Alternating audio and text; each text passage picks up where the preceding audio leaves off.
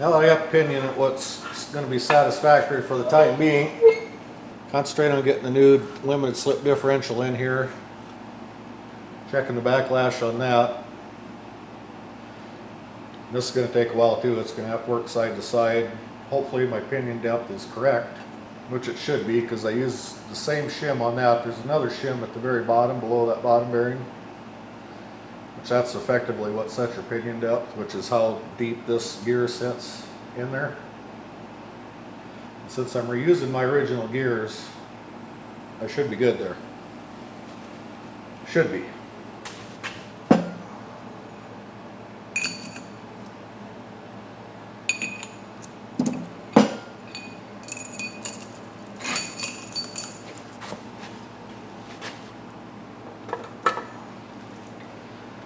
Let's go ahead and drop that in there.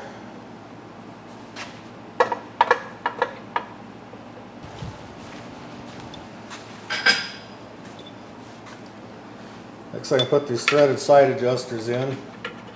You just kind of square them up with the bearings and turn them a little bit till they drop in to the threads there.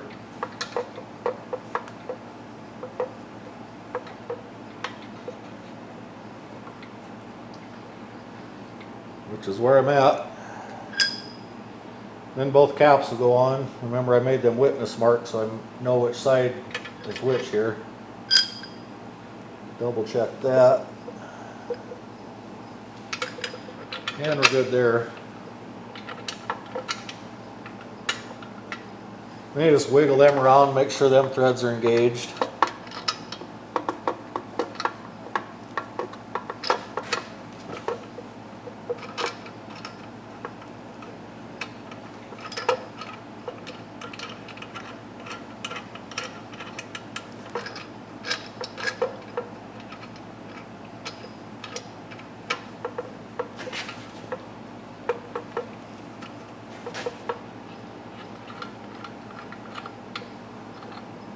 And then these will just get barely snugged down for the time being.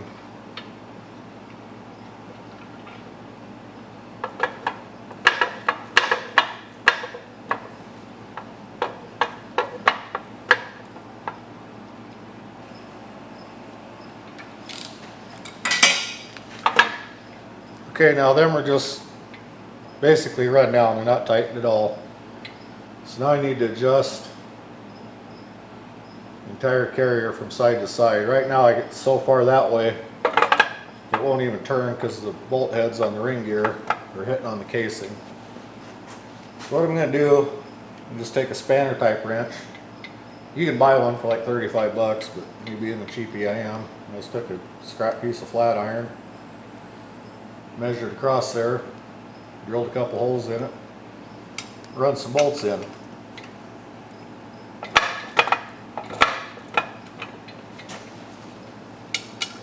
I'm already tight there, so I need to loosen this side.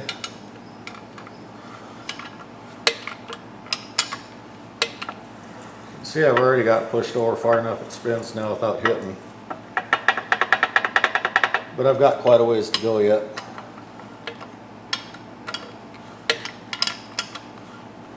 Okay, right there it's basically starting to get tight.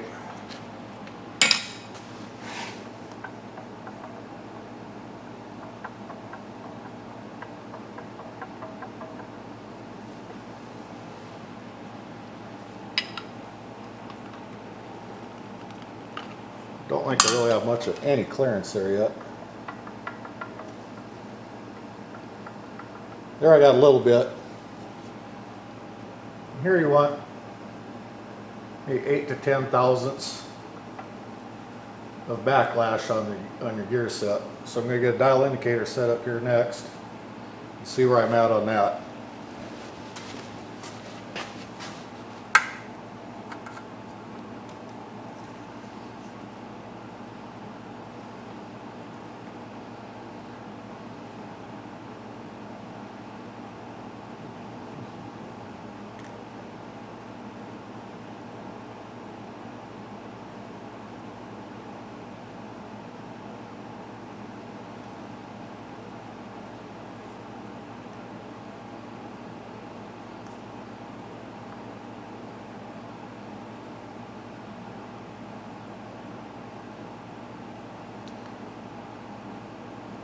You know, I got the gear tight in one direction, zeroed out my indicator, and I'll just double check here. Trick is to have your pinion not turn while you're doing this.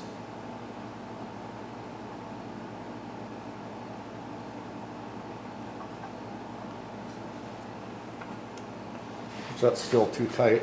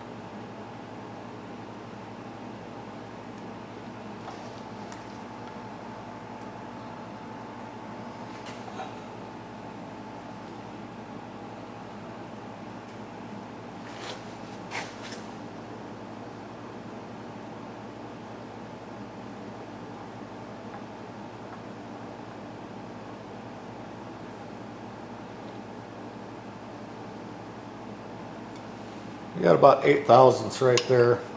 I'd like to see just a little more.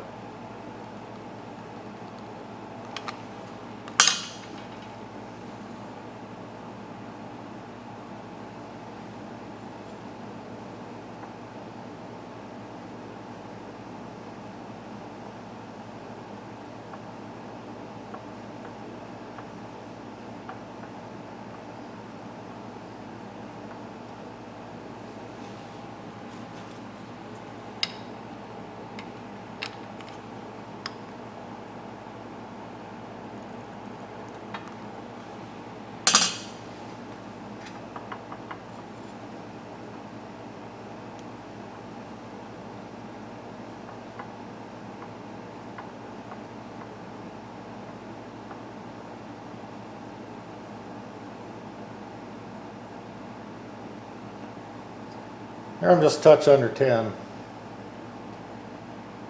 Pretty happy with that. So next thing to check is going to be my contact pattern on the gear set.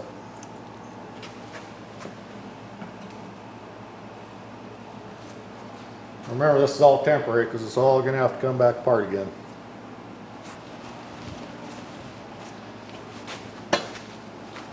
Okay, this rebuild set does come with a little packet of yellow. It's basically grease, I think, and a little brush.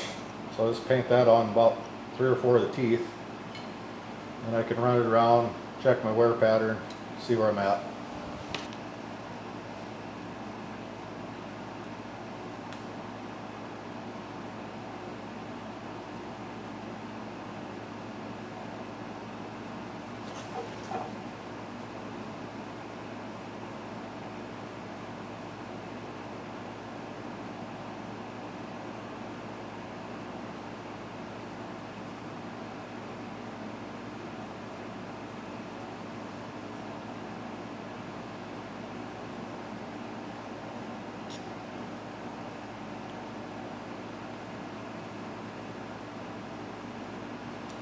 That should probably be good enough.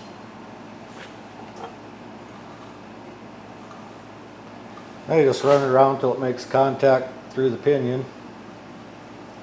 And slowly roll it back and forth a couple times. Then roll it up and look what the contact pattern is.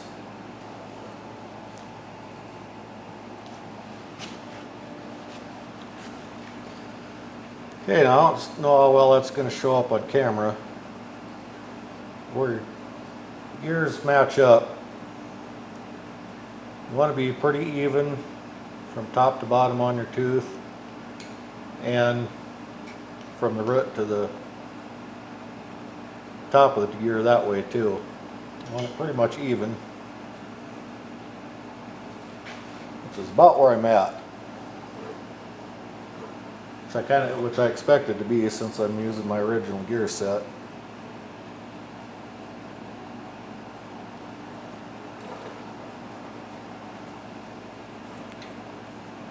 So I've got a nice gear pattern on there, and things are moving smoothly. So now I can take it all back apart again and do what is hopefully going to be the final assembly on this thing.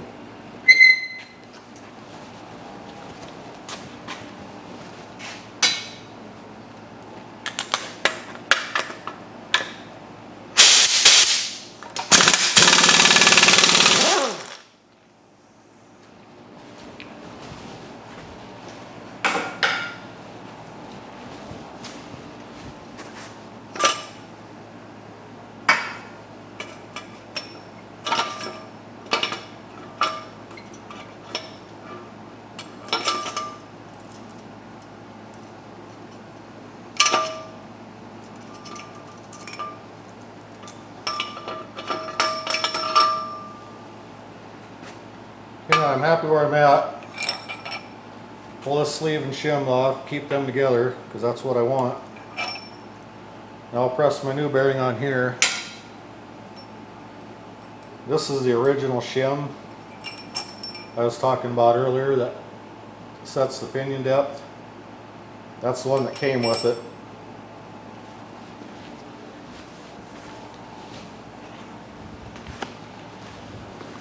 If you're doing a whole new gear set, these kits comes with a whole stack of shims for that too, which I'm probably not going to need here, but I am going to keep them.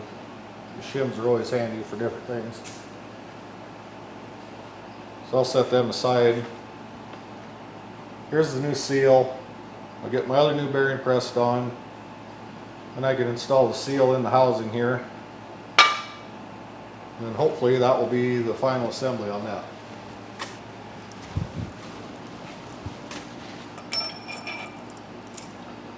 There's a new bearing. I'll go press that on quick.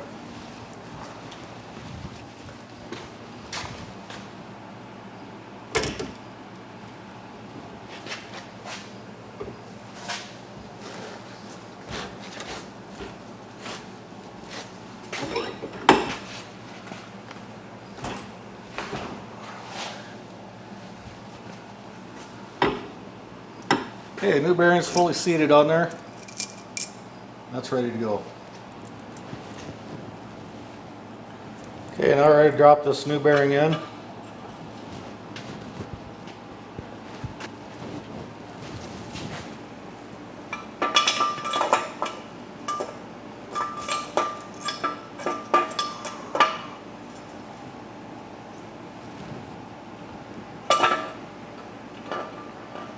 I have no way of holding that.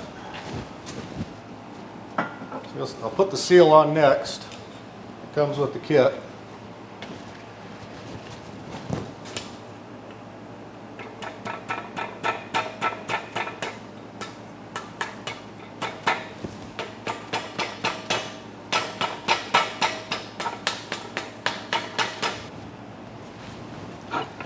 I take the pinion, put the sleeve and the shims back on.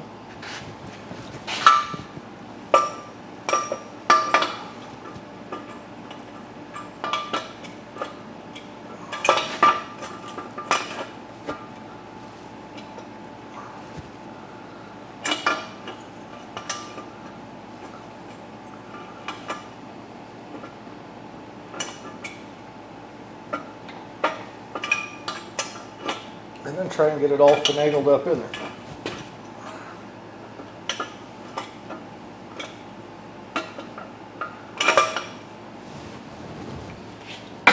It's easier said than done.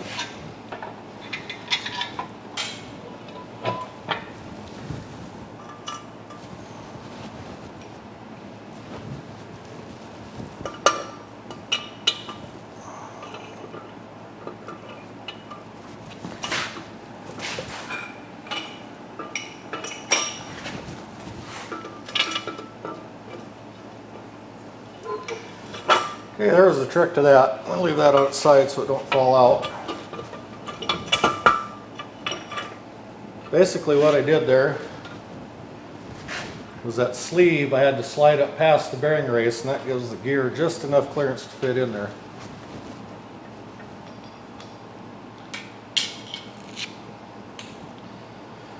I'm going to take the yoke, but before I do that, I'll put a little bit of oil around there so I don't tear up that new seal.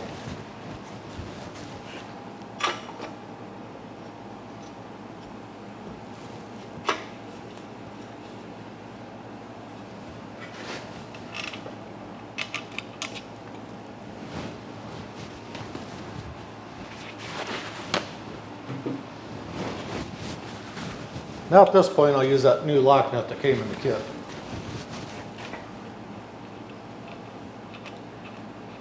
I don't know if it necessarily needs to be a lock nut because the original one is not. But I got it, so might as well use it.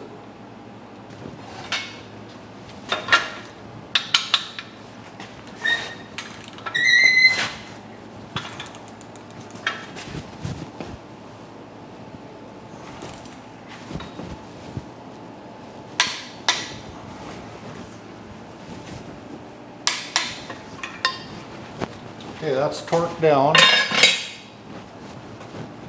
Now that's tight, and double check my preload on the bearings.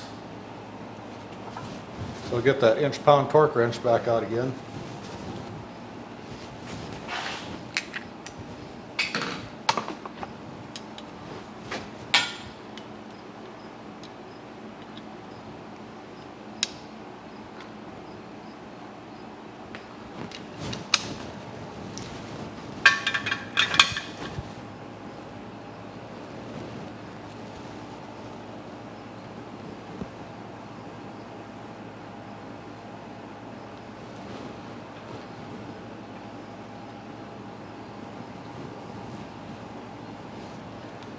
That's a little bit tighter than I want it. So that original bearing must have been worn a little more than I thought. So I'm going to have to take this all apart again, add another shim to it.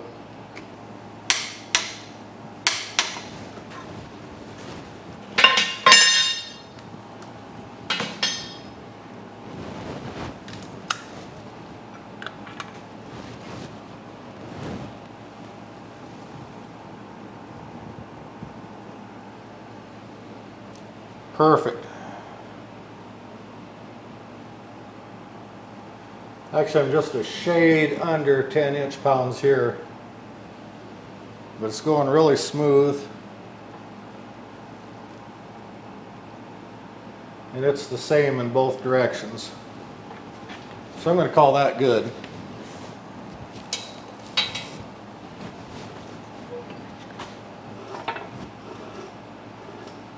Turns nice.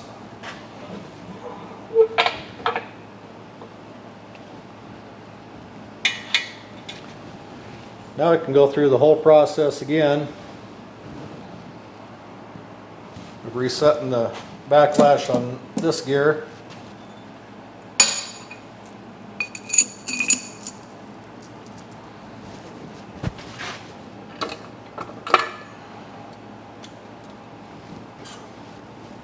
Okay, tabs are lined up. Backlash sounds good.